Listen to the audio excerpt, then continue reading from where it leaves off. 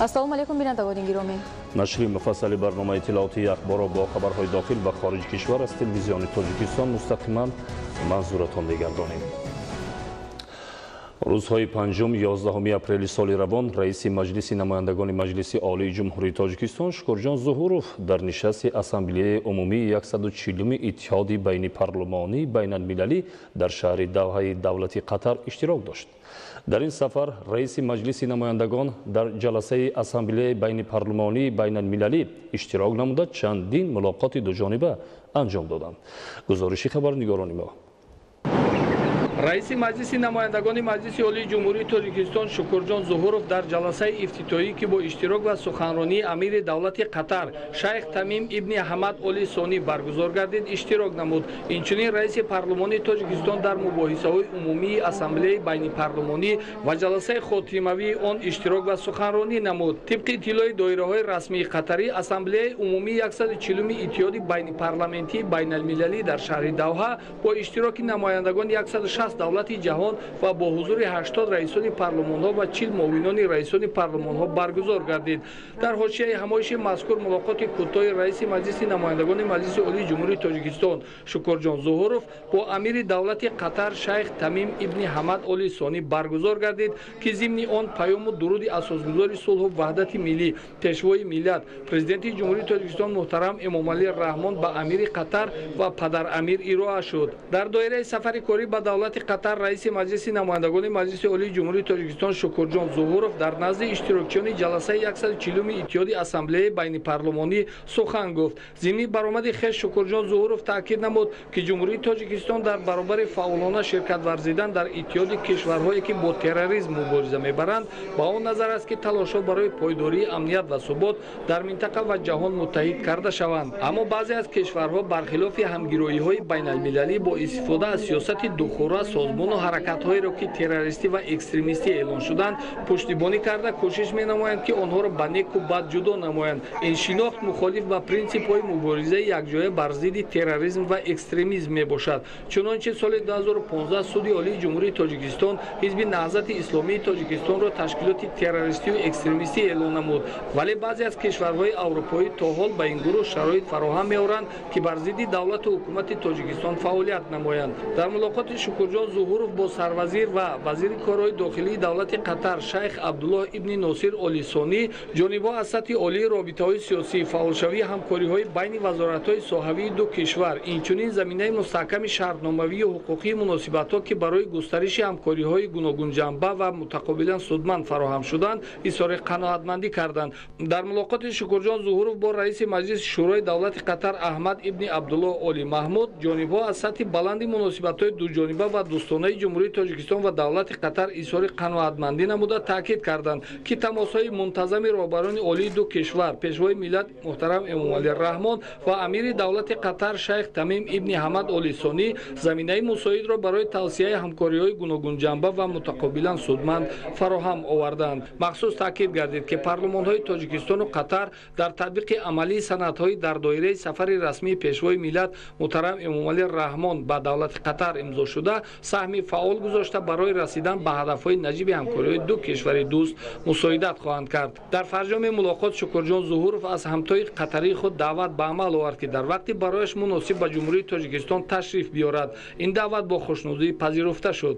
дар вохӯрии раиси маҷлиси намояндагони маҷлиси олии ҷумҳурии Тоҷикистон Шукурҷон Зуҳуров бо раиси иҷроияи созмони сармоягузории Қатар Мансур ибни Иброҳим Оли Маҳмуд масъалаҳои мубрами ҳамкориҳои Тоҷикистон ва Қатар дар соҳаи сармоягузорӣ ва татбиқи лоиҳаҳо дар арсаҳои энергетикӣ, нақлиётӣ, саноатӣ ва коркарди маъданҳо баррасӣ шуданд. маҳмуд ибни Иброҳим Оли Маҳмуд сохтмони маҷмаи истиқоматии диёри Душанберо ки бо сармоягузориҳои қатарӣ анҷом ёфтааст намунаи барҷастаи ҳамкориҳои судманди ду кишвари дӯст номид ва иброз дошт ки созмони сармоягузориҳои Қатар омода аст ки дар татбиқи лоиҳаҳои мухталифи иқтисодӣ дар Тоҷикистон ки аҳамияти миллию минтақавӣ доранд саҳми худро гузорад.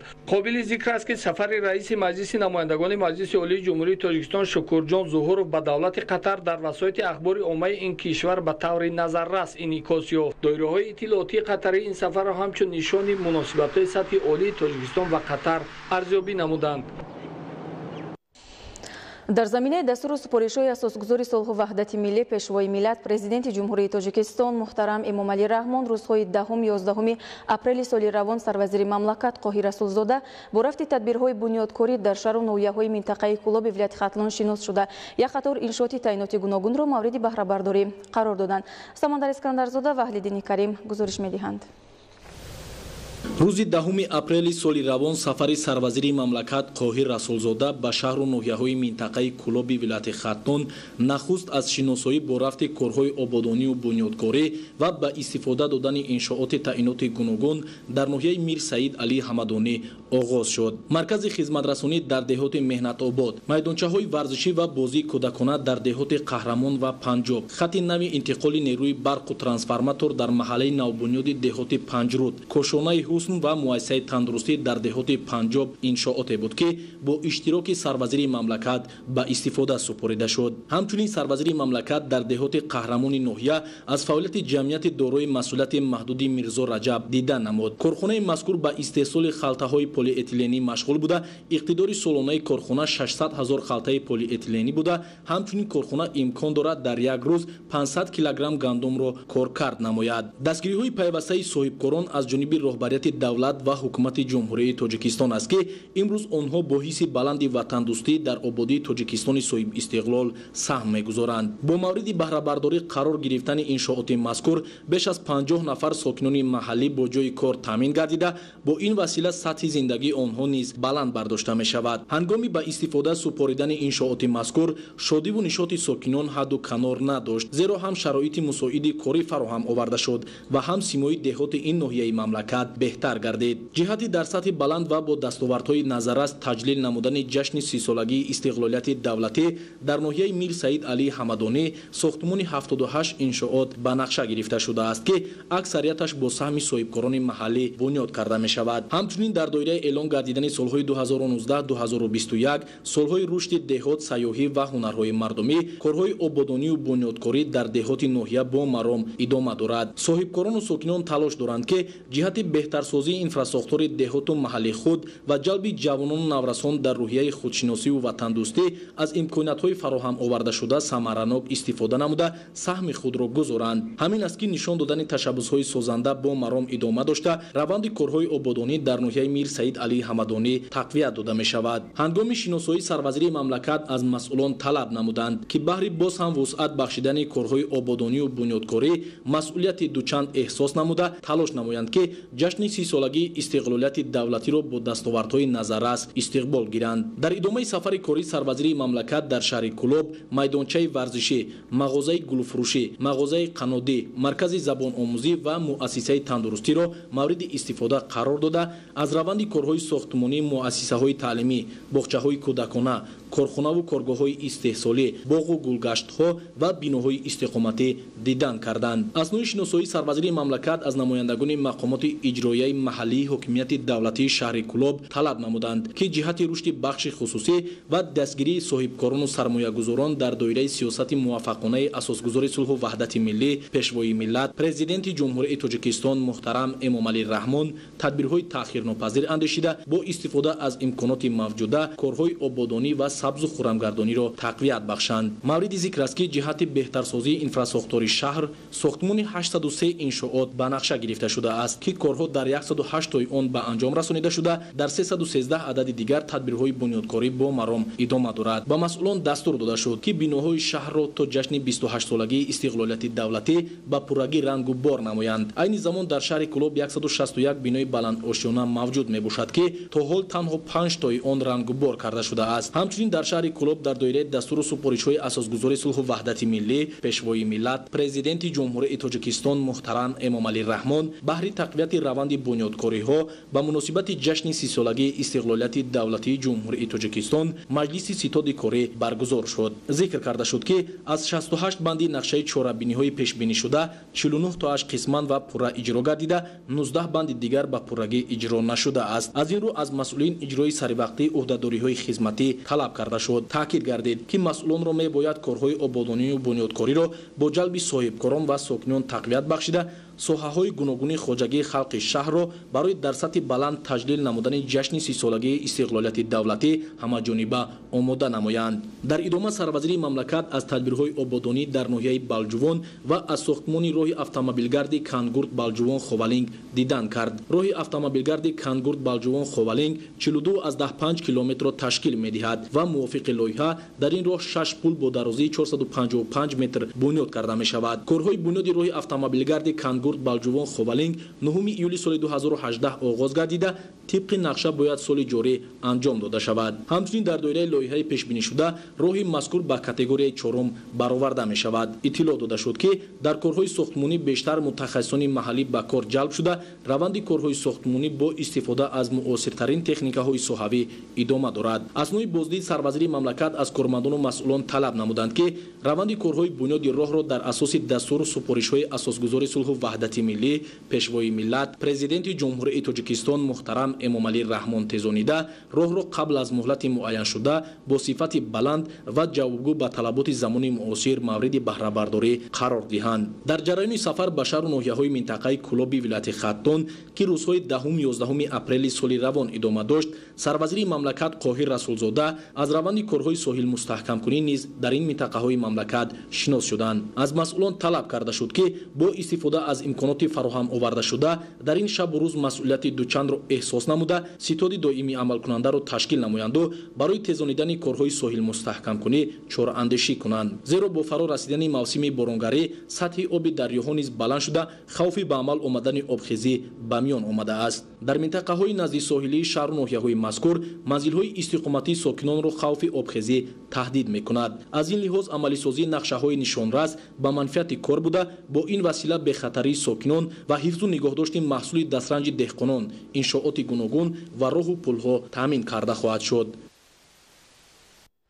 идомаи ахбор. дар шаҳри Ҳисор дар доираи тадбирҳои омодагии сазовор ба истиқболи ҷашни 30-солагии истиқлолияти давлатии ҷумҳурии Тоҷикистон бунёдкориҳо вусъати бештар пайдо намуда дар деҳоту маҳаллаҳои шаҳр низ тадбирҳои ободонӣ гузаронида мешавад. аз шаҳри Ҳисор гузориши ҳамкорони мо. мувофиқи нақшаи тасдиқкардаи мақомоти иҷроияи ҳокимияти давлатии шаҳри Ҳисор бахшида ба ҷашни 30-солагии истиқлолияти давлатии ҷумҳурии Тоҷикистон бояд 631 иншоот сохта ба истифода дода шавад. вале бо саҳми соҳибкорони маҳаллӣ ва шахсони саховатпеша шумораи иншооти ҷашнӣ аз ин ҳам зиёд хоҳад гардид. тавре иттилоъ дода шуд, қисмати зиёди иншооти навбунёд дар деҳот бунёд мешавад. дар доираи эълон шудани солҳои 2019-2021 солҳои рушди деҳот, сайёҳӣ ва ҳунарҳои мардумӣ дар 12 ҷамоати шаҳраку деҳоти шаҳри Ҳисор марказҳои савдою хизматрасонӣ, бунгоҳҳои тиббӣ, хатти оби нӯшокӣ ва дигар иншооти ҳаётан муҳим бунёд гардида роҳҳои маҳаллӣ таъмиру таҷдид карда мешаванд. дар ҷамоати деҳоти навободи шаҳри Ҳисор дар асоси нақша бояд 44 иншооти нав сохта шавад. дар доираи омодагиҳо ба ҷашни 30-солагии истиқлолияти давлатии ҷумҳурии Тоҷикистон чойхона ба истифода дода шуд. иншооти мазкур ки аз ҷониби соҳибкори маҳаллӣ бунёд гардидааст, ҳамчунин дорои сартарошхона, нонвойхона, маркази савдо ва дукони гӯшт мебошад. бо мақсади расондани ёрии аввалини тиббӣ дар деҳаи ситораи ҷамоати деҳоти навобод ҳамзамон бунгоҳи тиббӣ ба истифода дода шуд. дар баробари бунёд гардидани дар деҳот ба сокинон шароит ва имконатҳои беҳтарин фароҳам омад, зеро қаблан табибон дар шароити номусоид фаъолият мекарданд ва имкон надоштанд ба аҳолӣ саривақт хизмати тиббӣ расонанд. дар ҷамоати деҳоти Мирзо Ризои шаҳри Ҳисор низ корҳои бунёдкорию созандагӣ авҷи тоза доранд. дар ҳудуди ҷамоат аз ҷониби соҳибкорони маҳаллӣ сехҳои дузандагӣ ва марказҳои савдо бунёд меёбанд, ки боиси таъмин гардидани ҷойҳои нави корӣ мешавад. дар асоси нақша бояд дар ҳудуди ҷамоати деҳоти Мирзо Ризо 32 иншоот бунёд мегардид. айни ҳол шумораи иншооти сохташаванда ба 48 адад расид, ки саҳми соҳибкорон ва шахсони саховатпеша назаррас мебошад. бо мусоидати роҳбарияти давлат ва ҳукумати мамлакат дар маркази шаҳри Ҳисор аз ҷониби дирексияи сохтмонии иншооти ҳукуматии дастгоҳи иҷроияи президенти ҷумҳурии Тоҷикистон беморхонаи замонавӣ бунёд мегардад. бо дастгирии ҳукумати ҷумҳурии Тоҷикистон ҷиҳати беҳтар намудани сатҳи хизматрасониҳои тиббию санитарӣ ба аҳолӣ дар соҳаи тандурустӣ татбиқи барномаҳои давлатӣ бо муваффақият идома дорад. бо мақсади ба танзим даровардани ҳаракати нақлиёт, беҳтар кардани инфраструктураи шаҳр ва чароғон намудани роҳҳои дохилӣ дар маркази шаҳри Ҳисор 1 километр роҳ дар масоҳати 24 метр васеъ карда мешавад. ҳамчунин дар шафати роҳ бунёди 9 бинои баландушунаи истиқоматӣ ва марказҳои савдо پیش بینی گردیده است. در شهر ایسار بخشیده به جشن 30 سالگی استقلال دولتی جمهوری تاجیکستان ساختمان راه ادامه دارد. بغیر از این شناندن لاتاک‌ها، قبورهای آبگذر و چراغان‌کنی راه‌ها ادامه دارد. عین حال در قریب که در انجامیابی لایحه همین راه کارها ادامه یافته ایستاده است. در شفت راه از طرف دست چپ و مقدار 9 عدد بلند آشیانه‌ها ساخته می شود. از طرف راست هم باشد مرکز سودای و عموما ساختمان‌های بلند آشیانه‌ها ساخته می شود. بخشیده به جشن 30 سالگی استقلال دولتی جمهوری تاجیکستان در مرکز شهر حصار نیز بیناهای زمانوی استقامتی، مؤسسه‌های معارف و تندرستی و دیگر انشاءات معیشی و فرهنگی بنیاد می‌یابند. مسئولین شهر در سمت با منظر استقامتی تامین کردن ساکنان پیوسته تدبیر اندیشی می‌کنند.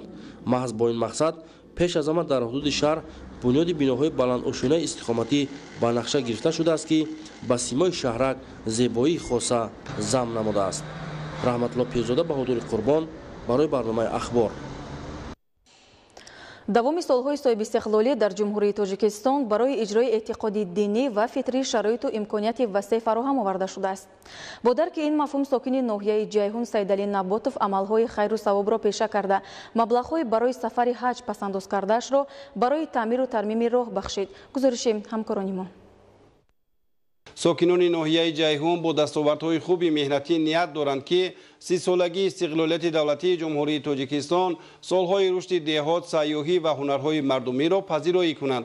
در دهات قمسنگیر ناحیه جیهون شهروندان در برابر رشد کشاورزی همزمان در آبادی محل و دیار خویش سهمی سزاوار می‌گذارند. سیدعلی نباتوف با نزدیکان خود مبلغ‌های برای سفر حج ذخیره کرده‌اش را در تعمیر راه‌های سالها باز خراب گشته دهه صرف نمود. کمتر مبلغ جمع کرده بودیم که خانه خدا سفر خانه خدا میریم حج میریم همیره حاضی همچون صدقه جاریه گفته همیره ما راه راست کردیم که همین مردم بسیار مردم دیه میروند همیره سنگ پوش کردیم غیر ای باین پلی بین دیه و بین ناحیه رفتن تعمیر کردیم. به همین ترتیب ساکنان با استفاده از مبلغ‌های انجام کرده خود در بنیاد صنفخانه‌های علاوگی، مرکزهای سلامتی، باغچه‌های بچگانه و برقرارکنی پل‌های ولنگار حصه سزاوار می‌گذارند. یکتاش مقصد می‌خواهد که راه راست کنه، سنگ پوش کنه، یکتاش می‌خواهد که صنف‌های علاوگی بکنه، یکتاش می‌خواهد که یک کوپری مقصد تعمیر کنه، یکتاش می‌خواهد که با یک بنگاه راست کنه همینجا همین مردم هوزی هم خیلی مصلحت کردن مردم خرخوهم و مردمی که مقصد هوزی دارن همو مبلغایی که به خانه خدا رفتنیان همین کار هوزی پیش گرفتگن. پایتخت مملکت شهر دوشنبه امروز در حقیقت هم به یک شهر زیبا و خیلی جالب و نظرآباد تبدیل یافته است. بناهای خوشطرح و زمانوی بلندآشیانه چی معموری و چی استقامتی و خدمترسانی، باغ و گلگشت‌های پر از گل‌های شکوفانی بهاری، انفراساختار کاملی باغ‌های فرهنگی و فراغتی از جمله تدبیرهای آبادانی و سازندگی است که با دستگیری و توجه پیوسته راهبریت دولت و حکومت جمهوری تاجیکستان و تدبیرهای پیگیرانه مقامات اجرایی حاکمیت دولتی شهر دوشنبه دوام چند سال اخیر به انجام رسانده شدند. گزارش خبرنگاران ما. امروزها در همه گوشه و کنار پایتخت مملکت کارهای سازندگی و بنیادکاری سبز و خرمگردانی ادامه داشته گلهای رنگارنگ باغ‌های فرهنگی فراغتی و گلگشت‌های شهر دوشنبه به کس رو الهامی تازه می‌بخشد. تشکیل حشرهای دسته جمعانه امکان فراهم می‌آورد که کوچه و محله‌ها و نزد تشکیلات و مؤسسه‌های شهر دوشنبه دوباره آباد و زیبا و گلزار کرده شود. در این زمینه استادان و دانشجویان دانشکده تربیت جسمانی تاجیکستان به نام سید مومن رحیموف و دانشگاه ملی تاجیکستان به تدبیر آبادانی برآمده اطراف دانشکده و آرامگاه لوچاب را تازه و آزاده نمودند. برگزاری چنین عملهای دسته جمعانه امکان فراهم ساخت که این موضع از علفهای بیگانه تازه کرده شود. حشر نوبتی بر روز علم راست آمد که هیئت عالمان و زیایان از این موضع دیدن کرده از عمل آبادکارانه جوانان استقبال نمودند. با تاکید مسئولین چنین اقدام‌های سازنده امکان فراهم می‌آورد که آینده نزدیک اینجا باز هم سرسبز و خرم و گلزار کرده شود. در این عمل دسته جمعانه بیش از 700 نفر استادان و دانشجویان دانشکده اشتراک نموده در برابر تازه نمودن حدود این موضع از علف‌های بیگانه همزمان بیخی درختان موجوده را نرم کردند. جوانان سازنده وطن با مقصد سهم گذاشتن در آبادی کشور پیوسته در چنین کارهای آبادانی و سبزگردانی فعالانه اشتراک می‌نمایند. واقعا تدبیرهای آبادانی و سازندگی در همه کوچه و خیابان‌های شهر دوشنبه وسعت داشته با اقدام‌های سازنده رهبری دولت و حکومت مملکت و شهرداری این چنین عمل‌های دستجمعانه کارمندان کسب و کار گوناگون و اهالی امکان فراهم می‌گردد که پایتخت مملکت آباد و زیبا و گلگل شکوفان گردد. امروزها همه یکدلانه در کارهای آبادانی، تدبیرهای سبز و خرمگردانی و تازه و آزاده نمودن شفت راه‌ها نزد بنا و مؤسسه و کارخانه‌های خود سهمی ارزنده می‌گذارند. در دایره нақшачорабиниҳо ҷиҳати ба як шаҳри саноатӣ табдил додани шаҳри душанбе инфраструктури зарурӣ муҳайё карда мешавад. ҷамъияти саҳомии кушодаи авторим дар шаҳри душанбе барои таъмиру тармими нақлиёти боркаш пешбинӣ шудааст. ҳамчунин дар ин корхона дигар маҳсулоти оҳанӣ аз қабили сарпӯшҳо барои каналу обгузарҳо низ истеҳсол карда мешаванд. гузориши абдулҳамиди назир. امروزها روند سازندگی‌ها در همه بخش‌های خوجگی خلق مملکت خاصه بنیاد نیروگاه‌های برقی آبی، بناهای بلندوشانه استقامتی و راه و پل‌ها با سرعت ادامه دارد. جهتی با صفت بلند و سریع وقت انجام دادن انشاءات ساخته شونده، تکنیک‌های معاصر ساختمانی از جمله اتوماسین‌های بارکش معاصر وارد مملکت گردانیده شده است. با گذشت وقت چنین تکنیک‌ها به تعمیر نیاز پیدا می‌کنند. این است که در مملکت مرکزهای خدمت‌رسانی و تعمیر چنین اتومبیل‌ها به راه مانده شده است. تلاش بهر جلب متخصصان و آموختن تعمیر و ترمیم چنین تکنیک‌ها به نظر می‌رسد. از جمله در شهر دوشنبه جمعیت سهامی کشاده افتریم عمل می‌کند. مسئولین کارخانه مذکور وابسته به امکانیت‌های فراخ و موجود بودن دستگاه و تجهیزات ضروری تعمیر محرک و دیگر تجهیزات اتوماسین‌های بارکش را به راه ماندند. فعلا در این کارخانه بیش از 50 عدد دستگاه و تجهیزات ضروری موجود بوده برای تعمیر اتوماسین‌های بارکش 70 متخصص کار و فعالیت می‌نماید. وارد شدن تکنیک‌های کلان حجم بارکش و باربردار و غیره که برای ساختمان‌های بزرگ تاجیکستان ضرورند، فعالیت چنین کارخانه‌ها به منفعت کار است. برای تعمیر همه نمود ماشین‌های بارکش، خصوصا ماشین‌های حاضر دولان و دیگر مارک‌هایی که حاضر ماشین بارکش است.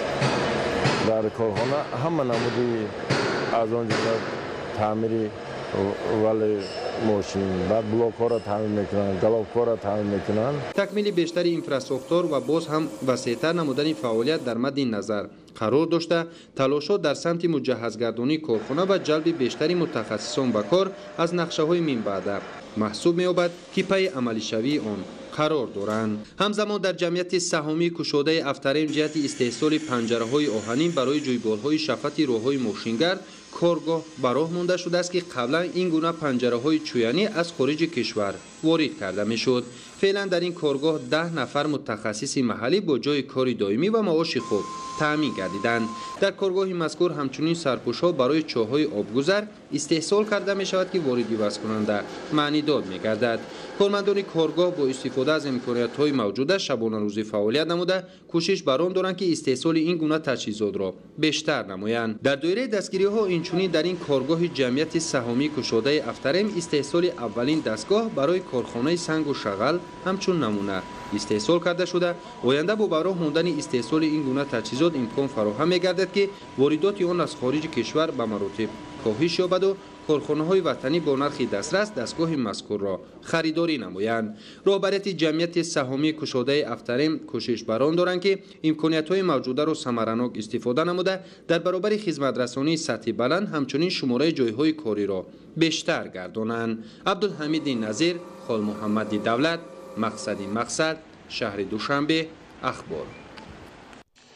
ضمن یک سنجش از جانب ناظران برق در کوچه سید ناصر 29 ناحیه اسماعیل سامانی شهر دوشنبه در آشخانه پادشاه معلوم گردید که صاحبکار در داخل حسابخانه برقی اسباب مخصوص گذاشته است که از اسباب طریق فاصلوی کار حسابخانه برقی را قطع می‌نماید.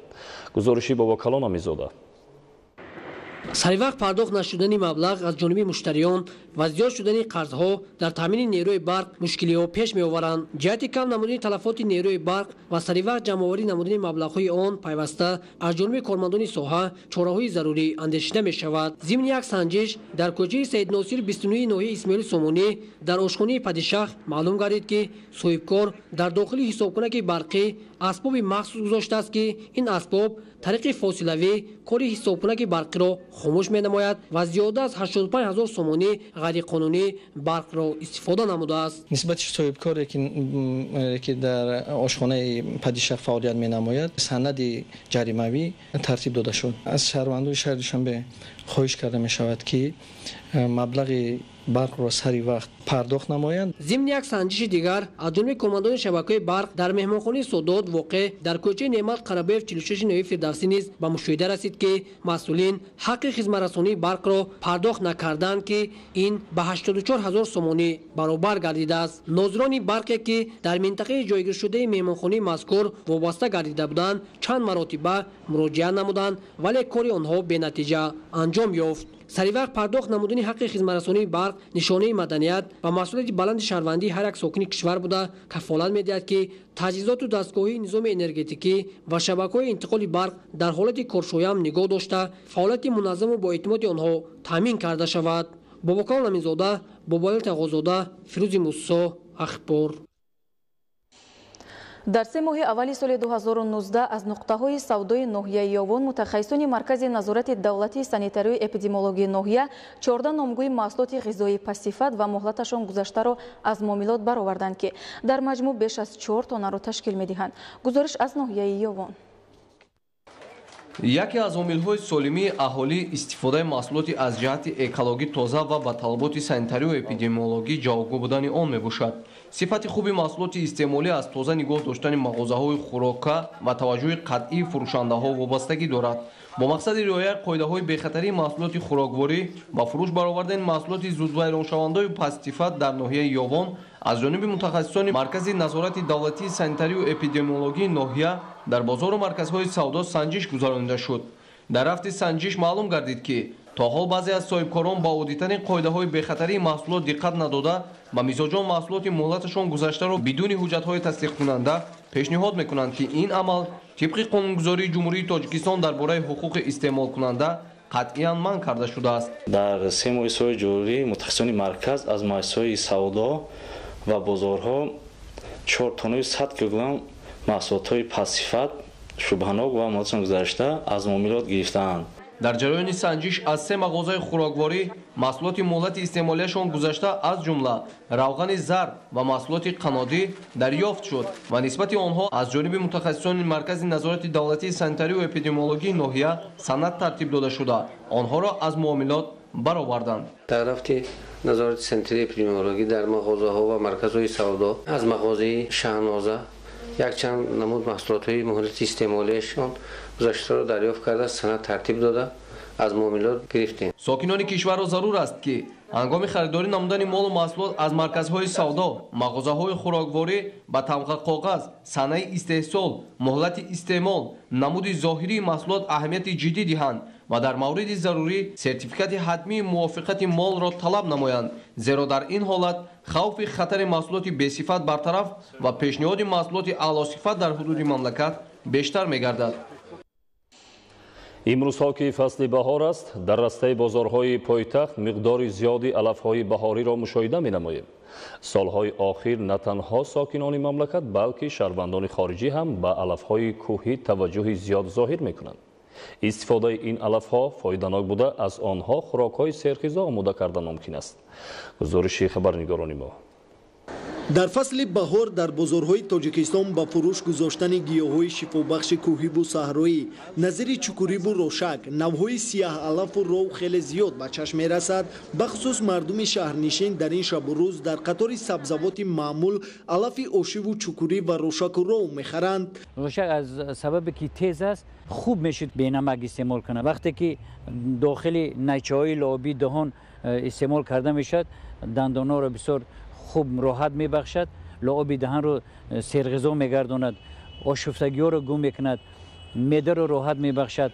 هر گونه غلیظی هایی که در دوام سال از حساب غذاهای خوردن زمستانه جمع شده است از میکروب‌های کسلی آور از باکتری‌های ناراحت سازنده کرم ها را هم میکشد. тавре дар чанд бозори пойтахт мушоҳида карда бо фурӯшандагон ҳам суҳбат гардидем. солҳои охир на танҳо сокинони мамлакат балки шаҳрвандони хориҷӣ ҳам ба алафҳои кӯҳии тоҷикистон таваҷҷӯҳи зиёд зоҳир мекунанд ва савдогарон аз ин ҳисоб даромади хуб ҳам ба даст меоранд. ба андешаи мутахассисон алафу гиёҳҳои баҳорӣ аз ҷумлаи ғизои солим буда дар таркиби онҳо витаминҳои зиёд вуҷуд аст. чукури барои тоза кардани рӯдаҳо, барои баъзе сардиҳои дохили рӯдаҳо, барои тамиз додани ҷигар, талхадон, ғадуди зери меъда, барои мустаҳкам кардани кӯли бадан бисёр созгор аст. ва инчунин дандон агар як бор об хӯрад, инам аз истеъмоли чукурӣ аст. ба ин хотир вақте ки чукурӣ истеъмол карда мешавад, хуб мешуд ки дар онҷа намак омехта накунанд. бенамак агар истеъмол кунанд, майда майда бурида шавад, бисёр хуб аст, бисёр хуш аст, бисёр иштиҳоро бармеангезонад, ҷигарро роҳат мебахшад. ғизогирии хуб асоси саломатӣ мебошад. хӯроке ки мо истеъмол мекунем организмро бо маводи ғизоӣ барои фаъолияти дуруст ва зарурӣ таъмин менамояд. истеъмоли ғизои носолим метавонад саломатиро заиф гардонад ва хавфи сироятиро зиёд кунад. бино ба гуфтаи ҳамсуҳбатони мо, шурӯъ аз солҳои 80-уми асри гузашта ғизои мо дигаргун шудааст. яъне бо омадани ғизои ғарб қариб ки мо имрӯз ғизои аҷдодии худро ки аз витаминҳо бой ва табиӣ мебошанд истеъмол намекунем. имрӯз ғизои мо ба бутерброд, гамбургу чизбургер ва питсаҳои қаҳвахонаву нуқтаҳои тезтайёр табдил ёфтааст. шаҳрвандонро мебояд дар ин шабу рӯз бештар хӯрокро бо истифода аз гиёҳҳои шифобахши ватанӣ омода намоянд. аммо дар баробари ин ба таври ноогаҳона ҷамъоварӣ намудани чунин алафҳо боиси кам гардидани онҳо дар табиат низ мегардад. инсонро аз фарбеӣ нигоҳ медорад, яъне намегузорад ки инсон фарбеъ гардад ва равғанҳое ки дар бадани инсон аст доимо онҳоро таҷзия мекунад ва барои бадани инсонро мутадил, яъне ба ҳолати биологӣ нигоҳ доштан муҳайё мекунад. ҳамчунин бояд қайд кард ки дар таркиби растании сиёҳалаф аскорбини кислота вуҷуд дорад, витамини С, яъне дар ин ҷо ҳамчун прокариотҳо ҳастанд, каротин, равғани эфирӣ ҳаст ки барои инсон як нерӯи барои аз системаи дохилӣ мутобиқат пайдо кардан ба табиати нав фароҳам оварда мешавад ва хориҷон вақте ки ба Тоҷикистон мебиёнд пеш аз ҳама ба хӯрдани сиёҳалаф бештар завқ пайдо мекунанд. аммо мутаассифона ҳолатҳои ғайриқонунӣ ҷамъоварӣ кардани растаниҳои сиёҳалаф, торон, чукурӣ, рошак ва модел дар ҷумҳурӣ сол аз сол зиёд шуда истааст. солҳои пешин дар масофаи 1 километр 2 километр дар доманакӯҳҳо ҳамин гиёҳии шифобахш ҷамъоварӣ карда мешуд. ҳозир дар масофаи то 3-4-5 километр ҳамин чиз омада расидааст. барои чӣ? барои чӣ аз реша ҷамъоварӣ кардани гиёҳии шифобахш аз тарафи аҳолӣ ҳамин гиёҳҳо ба нестӣ рафта истодааст. масъулини кумитаи ҳифзи муҳити зист мегӯянд бояд ҷамъоварии чунин алафҳо мутобиқ ба меъёри муайян гардида бошад. тарзи дурусти ҷамъоварӣ бояд аз решаш не аз замон алафе ки мисол мана сиалаф рошак ҳар чӣ хеле ки шумо мегӯед аз болояш бояд ба тарзи ҷамъоварӣ кунанд, ки аз решаш ки карданд соли оянда ки решаш ки нест шуд ҳамин чӣ ба дига намеборад. ҷамъоварии чунин гиёҳҳо як мавсими муайян доранд ва баъзан аҳолӣ барои даромади муфт дар ҷамъоварии онҳо зиёдаравӣ мекунанд. аз ин рӯ бояд ҳар як шахс ба он андеша намояд ки вуҷуди чунин алафҳо барои табиати мо зарур аст ва бояд ба ҳифзи онҳо бештар талош намоянд. манучери сулаймон, маъруфи абдулло, мақсади мақсад, ахбор. деҳқонони ноҳияи кушониён бо истифодаи васеи гармхонаҳо дар миқёси кишвар аз аввалинҳо шуда маҳсулоти тару тозаи барвақтиро ба бозор пешниҳод менамоянд. то имрӯз беш аз 100 тонна помидору бодиринги дар гармхонаҳо парвариш ёфта ба бозор бароварда шуданд. ҳамкоронамон худоидоди раҷа ва искандари саид гузориш омода карданд. сокинони минтақаи бохтари вилояти хатлон ки дар соҳаи кишоварзӣ таҷрибаи хуби кориро доро мебошанд, баҳри таъмини фаровонии бозори истеъмолӣ бо маҳсулоти тару тозаи барвақтӣ аз усули парвариши зироатҳо дар гармхонаҳо васеъ истифода менамоянд. тибқи иттилои раёсати кишоварзии ноҳияи кушониён имсол дар ҳама бахшҳои хоҷагидорӣ масоҳати гармхонаҳои доимамалкунанда наздики 5 гектар ва гармхонаҳои мавсимӣ бошад беш аз 160 гектарро ташкил менамояд, ки аллакай деҳқонон дар қисме аз гармхонаҳо ҳосили сабзавот барвақтӣ бахсус помидор бодирингро ҷамъоварӣ ва ба бозор пешниҳод менамоянд. аз ин гармхонаҳо то ин ҷониб мо 51 тонна бодиринг, 38 тонна помидор истеҳсол карда ба истеъмолкунандагон пешниҳод намудем. деҳқонони соҳибтаҷрибаи ноҳияи кушониён дар таъмини амнияти озуқавории кишвар худро вазифадор дониста баҳри ҳарчи бештар истеҳсол намудани маҳсулоти гуногуни кишоварзӣ ҳар ваҷаб замини дар ихтиёр доштаро бо роҳу усулҳои ҷадиду пурмаҳсул мавриди истифода қарор медиҳанд ки дар ин ҷода сол аз сол ба пешравиҳои нав ба нав ноил мегарданд. махсусан дар ин ҷода деҳқонони ҷамоати деҳоти заргар ва сарвати истиқлоли ноҳия муваффақиятҳои бештарро соҳиб мебошанд.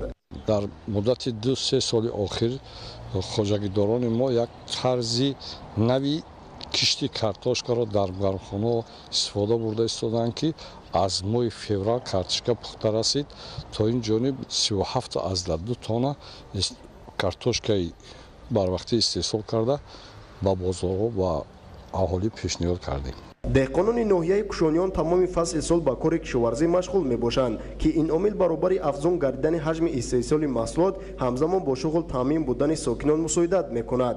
имрӯзҳо дар ҳудуди деҳотҳои заргар ва сарвати истиқлоли ноҳия баробари кор дар гармхонаҳо ҳамчунин корҳои саҳроӣ ҳам вусъати тоза мегирад. дар маҷмӯъ деҳқонону кишоварзони ноҳияи кушониён баҳри рӯёнидани 2 то 3 ҳосил аз як замин дар як сол аз ҳама имкониятҳои мавҷуда мақсаднок истифода менамоянд. худойдоди раҷаб, искандари саид, ноҳияи кушониён, ахбор. дар шаҳри ваҳдат тибқи дурнамо соли равон дар майдони 2855 гектар гузарондани кишти чигит ва дигар зироат ба нақша гирифта шудааст. то имрӯз дар ҳама шаклҳои хоҷагидорӣ кишти баҳорӣ дар майдони 1500 гектар сабзавоти барвақтӣ ва 806 гектар кишти картошка анҷом ёфтааст. гузориши Маҳмадалӣ Абдукарим аз шаҳри ваҳдат. кишоварзони шаҳри ваҳдат бо мақсади таъмини бозори истеъмолӣ ва фаровонии сабзавоту полезӣ аз имкониятҳо пурсамар истифода менамоянд. айни ҳол дар шаҳри ваҳдат зиёда аз 7000 хоҷагиҳои деҳқонию инфородӣ фаъолият намуда, аҳли заҳмат дар заминҳои дар ихтиёр доштаи худ маҳсулоти гуногун киш карда, парваришу нигоҳубини онро аз рӯи тавсияи мутахассисон хуб бароҳ мондаанд. раёсати кишоварзии шаҳр дар ҳамкорӣ бо хоҷагидорони кишоварзон айни ҳол бо истифода аз техника, тухмии хушсифат ва обу замин маъракаи кишти баҳориро вусъат мебахшанд. меҳнати пурмаҳсули аҳли заҳмат аст ки то имрӯз раёсати кишоварзии шаҳри ваҳдат нақшаи кишти картошкаро пурра таъмин намуданд. дар маҷмӯъ ҷамоати деҳоти Симиганҷ ният дорем ки ҳамин сол 80 гектар картошка киш карда бурем. барои таъминоти хоҷагии худ деҳқонон ният доранд ки истеҳсолро зиёдтар кунанд. сол то сол истеҳсоли маҳсулоти кишоварзӣ дар ҷамоати деҳоти Симиганҷ зиёд шуда истодааст.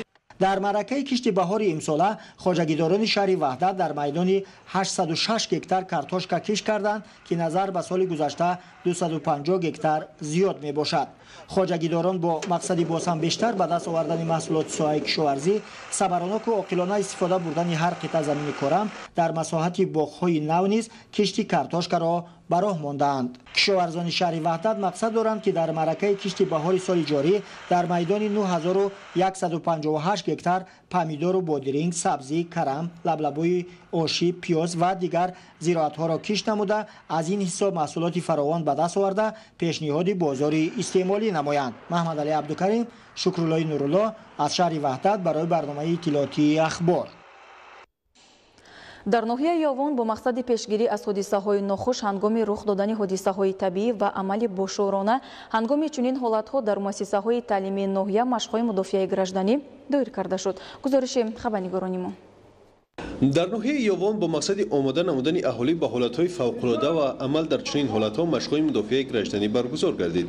дар ин чорабинӣ ки дар муассисаҳои таълимии ноҳия баргузор гардид, хонандагон ба таври фаъолона иштирок намуда амал дар ҳолатҳои гуногуни фавқулода аз ҷумла обхезӣ, сӯхтор, заминҷунбӣ ва ғайраро тамрин намуданд. мавриди зикр аст ки дар ҳаёти инсон дар ҷаҳони муосир ташвишҳои вобаста ба рафъи зуҳуроти буҳронҳои гуногун аз ҷумла хатарҳои рух додани ҳолатҳои фавқулодаи хусусияти табиию техногенӣ дар пеш аст. вобаста ба ин ва ҳифзи аҳолӣ, моликият ва манзил аз оқибатҳои чунин офатҳо баргузор намудани чорабиниҳои омӯзишӣ айнӣ муддаост. ин аст ки дар Тоҷикистон системаи махсуси омӯзиши аҳолӣ фаъолият менамояд ки зинаи аввали он ин ташкили чунин машқҳо дар муассисаҳои таҳсилоти миёнаи умумӣ ҳастанд ва огоҳии ин қишри ҷомеа дар чунин ҳолатҳо ба манфиати кор аст. мақсад аз баргузории чорабинии мазкур омӯзонидани хонандагон ба амали бошуурона ва моҳирона дар шароити ҳолатҳои фавқулодаи дорои хусусияти табиӣ ва техногенӣ арзёбӣ шуда, ҳамчунин омода намудани نیروهای غیر حربی مؤسسه‌ها و در خوانندگان تشکل دادن خصلت‌های بلند روحی و معنوی و مسئولیت شناسی میباشد. خوانندگان مؤسسه‌های تعلیمی در این چراغبینی‌ها فعالانه اشتراک نموده در انجام دادن مشق‌های مدافع گردنی هنگام رخ دادن حالت‌های سوختار، آبخیزی، زمین لرزه و فرآمدن یخ و سیل مهارت خوب نشان دادند. در انجام چراغبینی از جانب مسئولین و بهترین‌ها افتخارنامه و تحفه‌های هوسمندگردانی سپرده شد. طوری تاکید شد چنین مشق‌ها منبع نیز طبق نقشه مکمل گذرانیده می‌شوند. با مقصد بهتر نمودن سطح خدمترسانی در شهر دوشنبه باز دو نقطه نو خدمترسانی شرکت موبیلی تیسل به فعالیت شروع نمود. گزارش اهل‌دین نورالله.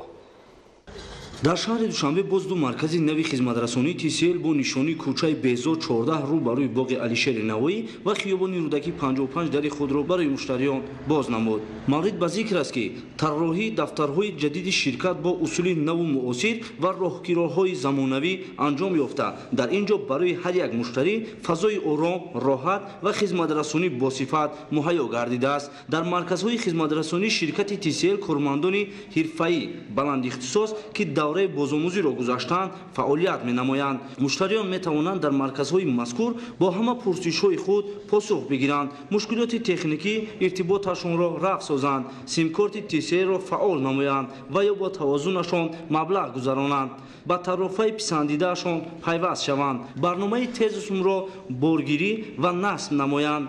بغیر از مشورت و خدمترسانی در مرکز نوی شرکت امکان خریدن تلفن‌های هوشمند، راوتر، تجهیزات‌های گوناگون موبیلی، ارغوان و محصولات تیسل وجود دارد. با شدن این دفتر برای 7 نفر از ساکنان پایتخت شرایط کاری مساعد فراهم آورده شده است. دفتر یا مرکز با تجهیزات نو زمانوی و معاصر مجهز گردیده. خب برای مشتریان تمام شرایط مساعد پیوست شدن به اینترنت، پر کردن حساب، خب نصب و بارگیری همیان موبیلی تسوم که برای انتقال مبلغ ها در تمام نقلیات شهری و خریدن چیپته ها و پرداخت تمام نمود خدمت رسانی ها آماده است و کارمندانی که در این مرکز فعالیت میکنند مثل دیگر مرکزها کارمندان حرفه‌ای بوده دوره های بازآموزی را در شرکت تیسل و بیرون از آن حتی در خارج کشور گذاشتند و از سرویس عالی استاندارد جهانی خبردار هستند. با شدن این گونه مرکزها شرکت تیسل در حیات شهر دوشنبه، در حیات اقتصادی کشور و در پیشرفت ترقیات کشور سهم خود را میگذارد. با جاری نمودن سبک تمغه نو شرکت تیسل هدف تطبیق فناوری‌های جدیدی تکنولوژی در حیات کشور که آن تاجیکستان را به شبکه‌های گلوبالی جهانی پیوسته جمهوری را با پیشرفت و ترقی میبرد را دارد. همچنین به مناسبت افتتاح مرکز نو خدمترسانی‌های شرکت تیسل میان مشتریان در کوچه بهزاد 14 بازی بردناک با تحفه‌های ارزشمند از قبیل اسمارتفون‌ها برگزار کرده می‌شود. برای اشتراک در بازی با خود داشتن شناسنامه پلاستیکی ضرور است. با دستگیری مقامات اجرایی حکومت دولتی ناحیه ظفرآباد نسبت به کار دائمی فرا گرفتن زنان و دختران خانه‌نشین جوانان قابل مهنت دستگیری همه‌جانبه ظاهر می‌گردد. این است که تا امروز در اساس تدبیرهای عملی شده 187 نفر شخص بیکار به کار دائمی فرا گرفته شد. گزارش مضبوط بابازاده از ناحیه ظفرآباد. شعبه اگنته مهنت و شغل اهالی ناحیه ظفرآباد با دستگیری مرکز تعلیم کلانسالان شهر استراوشن و با مقصد تامین زندگی شایسته ساکنان بیشغل امروز 4 گروه کسب آموزی آشپزی، قنادی، دوزندگی و اطلس و آدرس بافی تأسیس داده است که در آنها 70 نفر زنان و دختران خانه‌نشین جوانان پس از ادای خدمت حربی به احتیاج جواب داده و اشخاص بیشغل جلب گردیده نوازگی‌های کسب دلخواه می‌آموزند. ذکری به مورد است که سال سپری شده و 3 ماه اولی سال روان به شعبه مذکور زیاده از 1570 نفر ساکنان بیشغل مراجعه نموده طبق قانون جمهوری تاجیکستان و برنامه مساعدت به شغل اهالی 1235 نفر بیکاران همچون کارجوی به قید گرفته شدند.